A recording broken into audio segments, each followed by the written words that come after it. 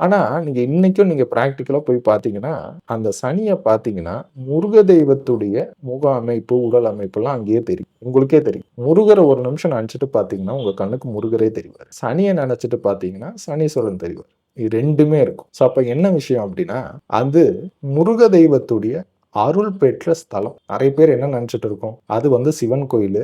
ஆனா, சனீஸ்வரனுக்கு தான் பவர் அதிகம் அப்டின்னு நெனச்சுட்டு இருக்கோம். அதாவது சனியுடைய ஸ்தலம் அது. அதுல டவுட்டே இல்ல. ஆனா, இதுல என்ன விஷயம்னு பார்த்தீங்கன்னா, முருக தெய்வத்துடைய அருளும் கண்டிப்பா இருக்கு. அதுல டவுட்டே வேணாம். அதனால நெறைய பேர் அங்க கோயிலுக்கு போயிட்டு வரவங்க இன்னொரு செய்ற தப்பு என்ன அப்டின்னா, போய் நேரா சனிய கும்பிட்டுட்டு வரணும் அப்டின்னு சொல்லிட்டு கும்பிட்டுட்டு வந்துர்றாங்க. அப்படி பண்ணக்கூடாது. போய் நம்மளுடைய சிவபெருமானையும் கும்பிட்டுட்டு வாங்க. கோயில் போயாச்சுன்னா, அங்க இருக்கிற எல்லா சன்னதிக்கும் போலாம். தப்பு கிடையாது. எல்லா சன்னதிக்கும் போய் கும்பிட்டுட்டு வாங்க தாராளம். இது எதனால மகரம் சொல்றோம் அப்டின்னா, மகரத்துக்கும் கும்பத்துக்கும் வித்தியாசம் இருக்கு. அது என்ன 2மே சனியோட வீடு தானே!